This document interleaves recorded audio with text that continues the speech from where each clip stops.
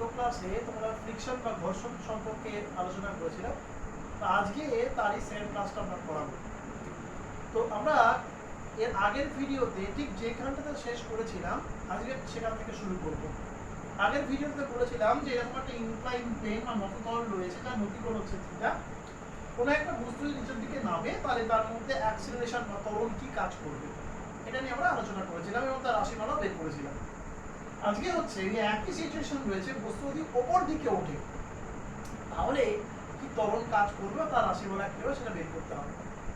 দেখো, বেসিক কম্পোনেন্টগুলো একই থাকবে, এগুলো চেঞ্জ হবে না। কিন্তু উপর দিকে একটা বস্তু কখনো একা একা উঠতে পারে না, সেটা নিচের দিকে নামতে পারে তার নিজের ওজনের কম্পোনেন্টের জন্য, কিন্তু একা একা কখনো উঠতে পারে না। তার উপর কোনো একটা এক্সটার্নাল ফোর্স আমাকে অ্যাপ্লাই করতেই হবে, তার জন্যই সেটা উপর দিকে উঠতে পারে। তো মনে করলাম যে তার উপর আমরা একটা এক্সটার্নাল ফোর্স দিচ্ছি, সেটা হচ্ছে এফ। এফটা হচ্ছে external force acting on the object বা অ্যাক্টিং অন দ্য বডি। যখনই এক্সটার্নাল ফোর্সটা দিচ্ছি সঙ্গে তার ফলে বস্তুটা উপর দিকে উঠবে। এবার বস্তু উপর দিকে উঠলে তার নামে ফ্রিকশনটা কাজ করবে হচ্ছে নিচের দিকে, অর্থাৎ বস্তুর প্রতি বিপরীতে। অঙ্ক বলছে, ভালো করে বোঝার চেষ্টা করো, অঙ্ক বলছে এই যে এই এক্সটার্নাল ফোর্স এফটা, এটা কিন্তু এমজি সাইন থিটা আর এফ এই দুটো সমষ্টির থেকে বেশি। সমষ্টি বা যোগফল কেন? কারণ এই এমজি সাইন থিটা এবং এফ দুটো একই দিকে কাজ করছে, এবং তার জন্য MG sign theta plus F এদের থেকে এই ফোর্সটা বেশি বলেই কিন্তু উপরের দিকে উঠে যাচ্ছে জিনিসটা। বাট আনফরচুনেটলি এফ সম্পর্কে আমার কোনো ডেটা যদি দেওয়া না থাকে, তখন আমি ধরে নেবো যেটা সেটা হচ্ছে যে resultant force acting on the body, এই এফ এর সঙ্গে এই দুটোকে সেম ধরে নেব। যদিও আবারও বলছি এটা কিন্তু সেম হওয়ার কথা নয়, F is always greater than MG sign theta plus F, কিন্তু ক্যালকুলেশনের সুবিধার জন্য এটা ধরে নিতে হবে আমার। তাহলে এম এ ইকুয়ালস টু হচ্ছে এফ মানে এম এ তোমরা জানো, MG sign theta plus F মানে হচ্ছে মিউ এন। তাহলে এম এ ইকুয়ালস টু হচ্ছে MG sign theta plus mu N, মানে দেখো এন আবার এমজি কস থিটাকে ব্যালেন্স করেছে, এমজি কস থিটা। তাহলে এ কেটে গেলে পড়ে থাকবে জি sine theta plus mu cos theta. আগের এক্সপ্রেশনে তোমার মাইনাস ছিল, এবারে এই এক্সপ্রেশনটাতে প্লাস এসেছে। আগের এক্সপ্রেশন তোমার ছিল হচ্ছে a equal to g sine theta minus mu cos theta, এই এক্সপ্রেশনে তোমার এসেছে হচ্ছে g sine theta plus mu cos theta. আগের মতোই ফর স্মুথ প্লেন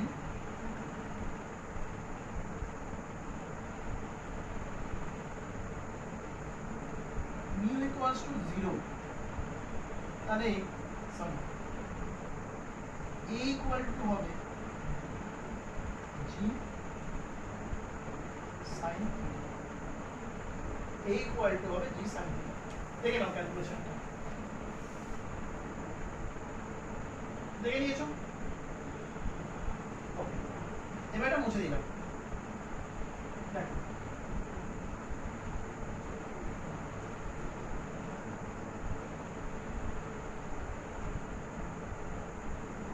এবারে সিচুয়েশনটা একটু একটু অন্যরকম সিচুয়েশনটা হচ্ছে যে একটা অবজেক্ট বা একটা বডি সে ইনক্লাইন প্লেন বরাবর তোমার নিচের দিকে নামছে। তাহলে নিচের দিকে নামছে মানে তার এমজি সাইন থিটা কম্পোনেন্টটা নিচের দিকে কাজ করছে এবং ডেফিনেটলি ফ্রিকশনটা উপর দিকে কাজ করবে। তাহলে তোমরা জানো যে ফ্রিকশন সবসময় বস্তুর গতি বিপরীত হয়, মানে against the motion of the body হয়। এবার কি হলো, আমি একটা এক্সটার্নাল ফোর্স অ্যাপ্লাই করলাম বডিটার উপর যাতে ও না পড়ে, অর্থাৎ ওর পড়াটাকে আমি আটকালাম, কিন্তু সেই ফোর্সটা অ্যাপ্লাই করেছি আমি এইভাবে, এই পয়েন্টটা ও, ঠিক আছে, এইভাবে একটা অ্যাপ্লাই করেছি এবং ধরে নিলাম যে এই অ্যাঙ্গেলটা হচ্ছে ফাই, ধরে নিলাম এই অ্যাঙ্গেলটা হচ্ছে ফাই। তাহলে এই প্রশ্ন হচ্ছে এই ফাই অ্যাঙ্গেলটা এক্সটার্নাল ফোর্সটা কার সঙ্গে করেছে? এই ফাই অ্যাঙ্গেলটা এক্সটার্নাল ফোর্সটা করেছে হচ্ছে ফ্রিকশনের সাথে। তাহলে ভেক্টরের নিয়ম অনুসারে এই ফ্রিকশনের দিক বরাবর হবে হচ্ছে এফ কস ফাই, আর এই নরমাল রিঅ্যাকশনের দিক বরাবর হবে হচ্ছে এফ সাইন ফাই। ফ্রিকশনের দিক বরাবর হচ্ছে এফ কস ফাই আর নরমাল রিঅ্যাকশনের দিক বরাবর হবে হচ্ছে এফ সাইন ফাই। তাহলে আমি যদি হরাইজন্টাল ডিরেকশনের দিকে তাকাই তাহলে পরিষ্কার দেখা যাচ্ছে, দেখো f cos phi plus small f equals to হচ্ছে mg sin থিটা। কেন? এইদিকে দুটো ফোর্স কাজ করছে সেম ডিরেকশনে কাজ করছে বলে প্লাস, থেকে ফোর্স কাজ করছে f cos phi আর f, তাহলে f cos phi plus f equals to কাকে ব্যালেন্স করেছে?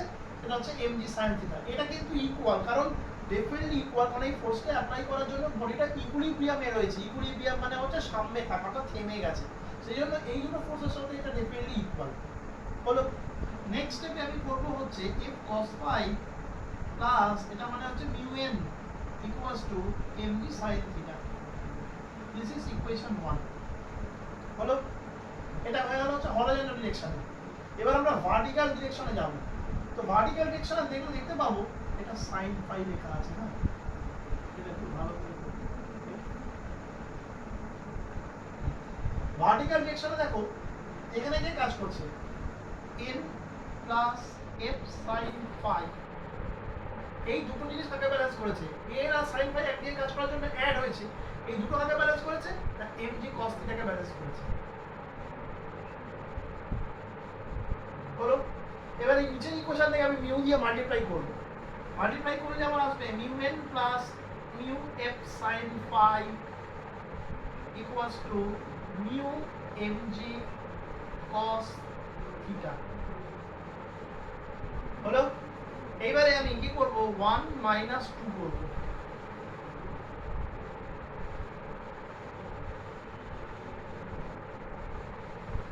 One minus two we get, এক থেকে দুইকে বাদ দিতে হবে। বাদ দিলে দেখো ওই মিউ এন ফ্যাক্টরটা কেটে যাবে, এফটা কমন নিয়ে নিচ্ছি, পুরো থাকবে হচ্ছে cos phi minus mu sin phi। এদিকে mgটা কমন নিয়ে নিচ্ছি, পুরো থাকবে হচ্ছে sin theta minus mu cos theta হলো। এটা মাইনাস, হ্যাঁ। এবারে কি হচ্ছে cos phi মাইনাস মিউ মানে হচ্ছে tan ল্যামডা, পড়েছিলাম ঘর্ষণ কোণের ক্ষেত্রে, mg sin থিটা মাইনাস এখানেও তাহলে tan ল্যামডা বসতে হবে, tan lambda cos theta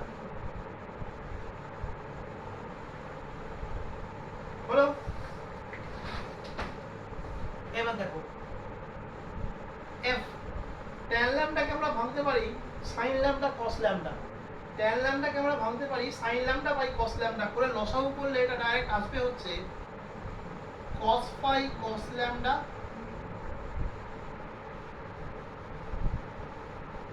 minus sin phi sin lambda equals to mg, এখানে হবে sin theta cos lambda minus cos theta cos lambda. তলাকার cos ল্যামডা গুলো কেটে যাবে, এই সাইডটা আসছে। এর যে ফর্মুলাটা, এর ফর্মুলা হচ্ছে cos of a plus b অর্থাৎ cos phi plus cos lambda equals two, এটা হবে হচ্ছে mg, এর ফর্মুলাটা হচ্ছে sin of a minus b মানে sin থিটা মাইনাস ল্যামডা। তাহলে f ইকুয়াল টু হচ্ছে mg sin theta minus lambda by cos phi plus lambda. So this is the equation. এইখান থেকে এই শর্তটা বের করতে দেয় যে বাহ্যিক ফোর্সে মানে এক্সটার্নাল ফোর্সের ভ্যালুটা কত হলে বা তার এক্সপ্রেশন কি হলে এটা ইকুইলিব্রিয়ামে থাকবে। তো এইটা হচ্ছে তার এক্সপ্রেশন, ভালো করে দেখে নাও, এটা কিন্তু ভীষণ ইম্পর্টেন্ট একটা ক্রাইটেরিয়া, ভীষণ ইম্পর্টেন্ট, এটা ভালো করে দেখে নাও।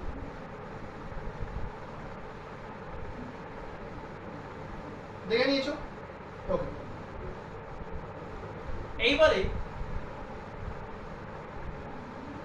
কি হচ্ছে, এই একই জিনিস আমি করব, দেখে নিয়েছো তো? এবারে দেখো এই একই জিনিস করব, কিন্তু এটা একটু ডিফারেন্ট হইতে হবে। অর্থাৎ এক্ষেত্রে বস্তুটাকে ওপর দিকে টানা হচ্ছিল, টানা হতে হতে সেটা একটা জায়গায় গিয়ে স্থির হয়ে গেছে। তাহলে ইয়ে বললাম উপর দিকে টানা হচ্ছিল, হতেও দিকে স্থির হয়ে গেছে, উপর দিকে টানা হচ্ছিল মানে ফ্রিকশনটা এদিকে কাজ করবে না, এদিকে ডাইরেক্ট তখন কাজ করবে হচ্ছে এস এফ কস ফাই, ফ্রিকশনটা কাজ করবে হচ্ছে এই দিকে। যখন সেটা সেকেন্ড কেসটা তখন বস্তুকে উপর দিকে আমি টানছিলাম, টানতে টানতে এক জায়গায় বস্তু থেমে গেল, ঠিক আছে, তখন কি সিচুয়েশন হবে দেখো। তাহলে F cos phi equal to হবে হচ্ছে mg sin theta plus F, plus এফটাকে এদিকে নিয়ে চলে আসছে, f cos phi minus f equals to হচ্ছে mg sin থিটা। এরপরে লাইনে লিখছি হচ্ছে f cos phi minus mu n equals to হচ্ছে mg sin theta. This is equation 1। এটা হচ্ছে হরাইজন্টাল ডিরেকশনে করলাম, ভার্টিক্যালটা কোনো চেঞ্জ হয়নি, ভার্টিক্যালটা যা ছিল অ্যাজ ইট ইজ থাকবে, অর্থাৎ f sin phi plus n equal to mg cos theta. পরের লাইনে এটাকে মিউ দিয়ে মাল্টিপ্লাই করব, অর্থাৎ mu f sin phi plus mu n equals to mu mg cos theta. এবং তারপর লাইনে কি করব, এই দুটোকে অ্যাড করব, কারণ এটা যেহেতু প্লাস মাইনাস আছে জাস্ট অ্যাড করব, addition 1 plus 2 we get, add করলে কি হবে তোমার এই মাইনাস মিউ এন আর প্লাস মিউ এনটা কেটে বেরিয়ে চলে যাবে। তারপরে লাইনে তাহলে এফ এর তাহলে থাকবে হচ্ছে cos phi plus mu sin phi equals to mg, এটা হচ্ছে sin theta plus mu cos theta. পরের লাইনে আবার বসাবো হচ্ছে মিউ এর জায়গায় tan lambda sin phi equals to হচ্ছে mg sin theta plus tan lambda cos theta. পরের লাইনে আবার লসাগু হবে, লসাগু হবে হচ্ছে cos phi cos lambda plus sin phi sin lambda equals two হচ্ছে mg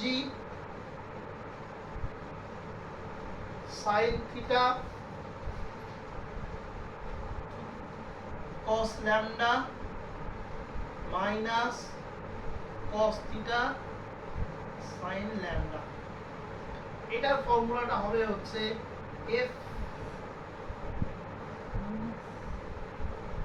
sin theta cos lambda cos theta sin lambda, ঠিক আছে।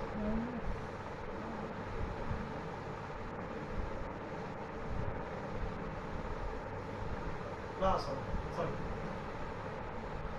হ্যাঁ, এটার ফর্মুলাটা হবে হচ্ছে cos of phi minus lambda, এটা phi minus lambda হবে is equals to হচ্ছে mg sin, এটা হবে হচ্ছে থিটা প্লাস ল্যামডা, মানে ফর্মুলাটা রিভার্স হয়ে গেল জাস্ট। তাহলে f equals to এর ক্ষেত্রে হবে mg sin theta plus lambda divided by cos phi minus lambda। দেখে নাও একই সিচুয়েশন কিন্তু কেস দুটো একটু আলাদা, এটা জাস্ট রিভার্স হয়ে গেল। ভালো করে দেখে নাও, এগুলো কিন্তু ওদের পরীক্ষার জন্য কাজে লাগবে, এগুলো সব এক্সপ্রেশন চায়। বললো যে নবতল বরাবর একটা বস্তু নিচের দিকে নামছে, তাহলে একটা এক্সটার্নাল ফোর্স দিয়ে তাকে আটকে রাখা হলো, যেটা ঘর্ষণ বলের সাথে ফাই অ্যাঙ্গেল করেছে, বা ল্যামডা কোণ করেছে, বা বিটা কোণ করেছে, বা আলফা কোণ করেছে, যে কোনো একটা কোণ করে, তাহলে সেই ফোর্সের এক্সপ্রেশন কত হলে সেটা ইকুইলিব্রিয়ামে থাকবে, তখন তোমাকে সেটা ধরে ধরে ধরে বের করতে হবে। এই হচ্ছে বিষয়বস্তুটা, দেখে নাও একবার, হয়েছে বেশ। এবার একটা প্রশ্ন একটু আসে, সেই প্রশ্নটা আমি ডেরিভেশন করে দিচ্ছি।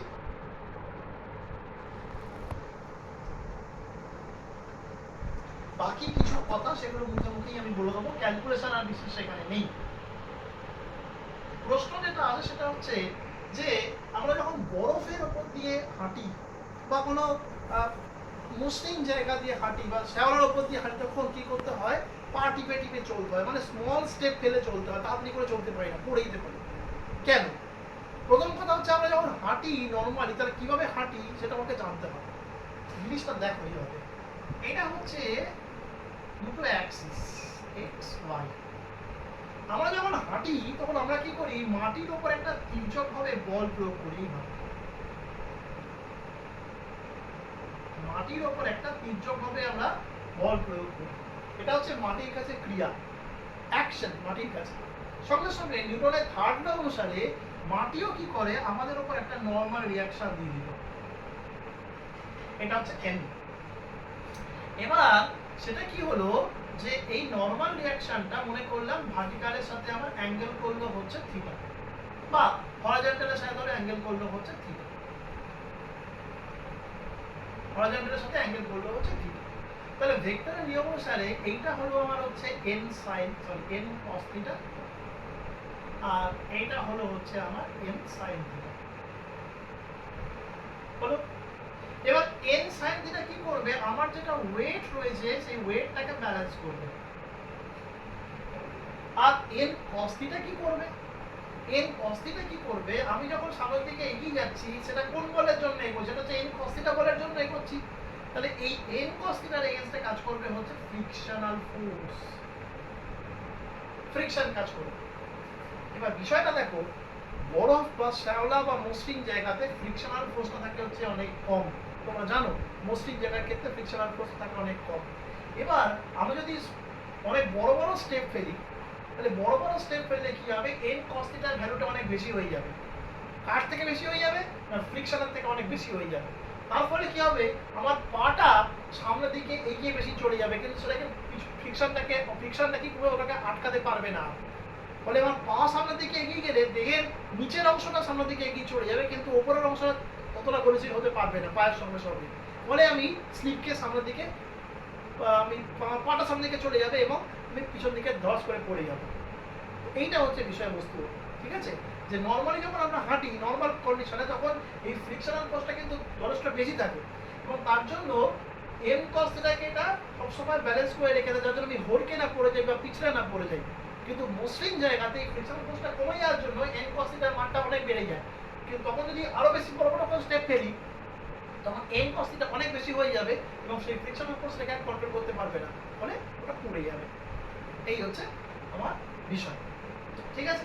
যার জন্য এই বরফের উপর দিয়ে বা কোনো মসৃণ জায়গার উপর দিয়ে হাঁটার সময় আমাকে অল্প অল্প পদক্ষেপ ফেলে এগোতে হয়।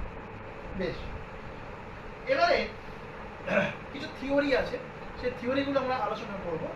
আমরা দু ধরনের ফ্রিকশন নিয়ে আলোচনা করেছিলাম, একটা হচ্ছে স্ট্যাটিক ফ্রিকশন আর একটা হচ্ছে কাইনেটিক ফ্রিকশন, অর্থাৎ স্থিতঘর্ষণ এবং চলঘর্ষণ। আরও দুটো ফ্রিকশন হয়, একটা হচ্ছে রোলিং ফ্রিকশন।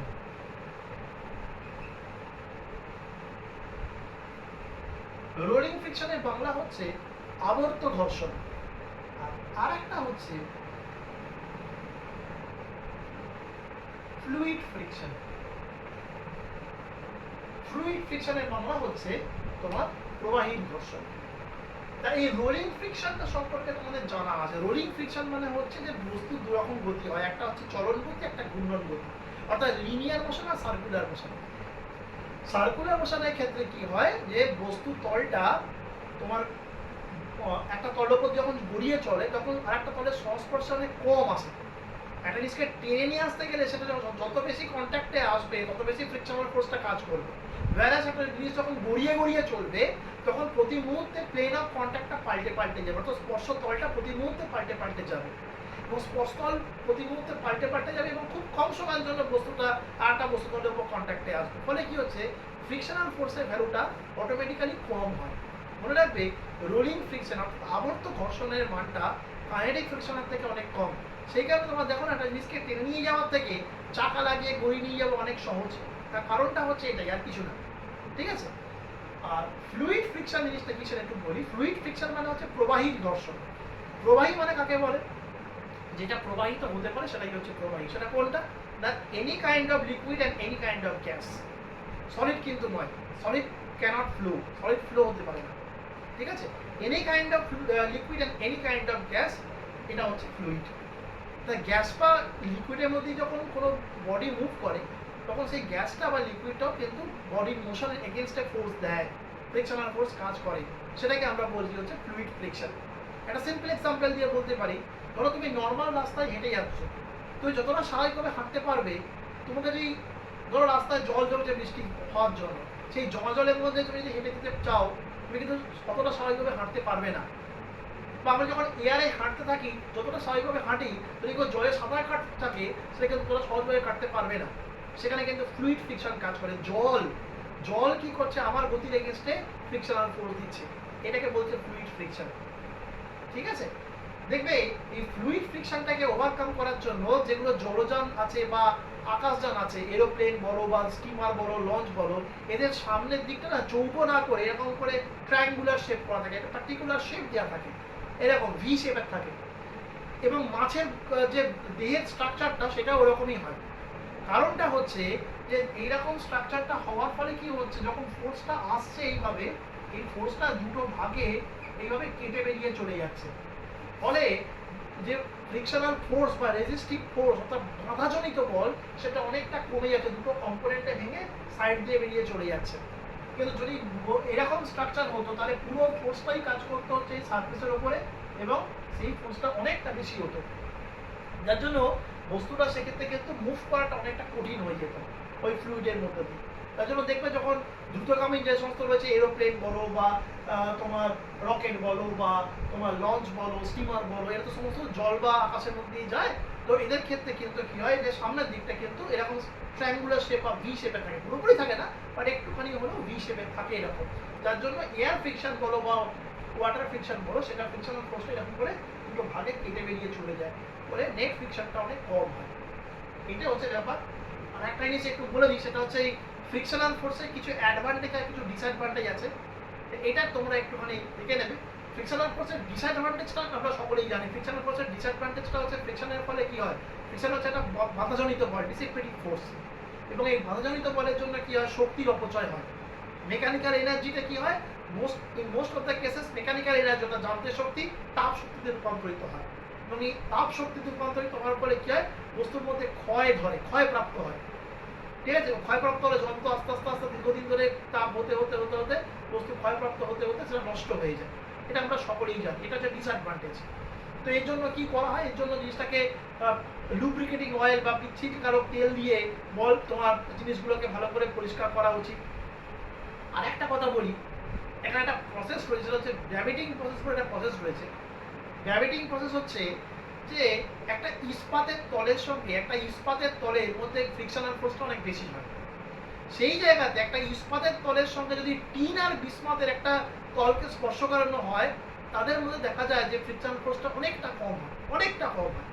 এবং এই যে প্রসেসটা, যে একটা আয়রন বা স্টিলের সাথে আয়রন বা স্টিল বডি বা ইস্পাতের বডির সাথে তার উপর যদি একটা বিস্মত আর অ্যান্টিমনির একটা যদি আমি অ্যালয় বা সংকর ধাতু নিয়ে আমি মুভ করাই, তাহলে সেক্ষেত্রে দেখা যাবে যে ফ্রিকশনাল ফোর্সের ভ্যালুটা অনেকটা কম হয়।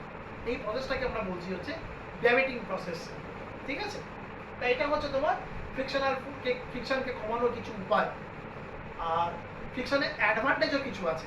অ্যাডভান্টেজ যেটা, সেটা হচ্ছে ফ্রিকশন আছে বলে আমরা হাঁটতে পারছি, আমরা ফ্রিকশন আছে বলে লিখতে পারছি। বেশি মসৃণ কাগজে লেখা যায় না, ফ্রিকশনাল ফোর্স থাকার জন্য বেশি মসৃণ কাগজের ক্ষেত্রে কি হয়, আমি বোর্ডে লিখতে পারছি, কিন্তু তুমি বোর্ডে যদি আরো মসৃণ তুমি লিখতে পারতাম না, ফ্রিকশনটা অনেক কমে গেলে আমি লিখতে পারতাম। আমি খাতায় লিখতে পারছি, ফ্রিকশনাল ফোর্স আছে বলে লিখতে পারছি, বোর্ডে লিখতে পারছি, ফ্রিকশনাল ফোর্স আছে বলে লিখতে পারছি। ফ্রিকশনাল ফোর্স না থাকলে বা কম থাকলে আমি লিখতে পারতাম না। ঠিক আছে, এগুলো হচ্ছে অ্যাডভান্টেজ ফ্রিকশনাল ফোর্স। আমি যে হাঁটাচলা করতে পারছি, ফ্রিকশনাল ফোর্স আছে বলেই আমি হাঁটাচলা করতে পারছি, নাহলে স্লিপ খেপ করে যেতাম, হাঁটতে পারতাম না। এগুলো হচ্ছে ফ্রিকশনাল ফোর্সের অ্যাডভান্টেজ।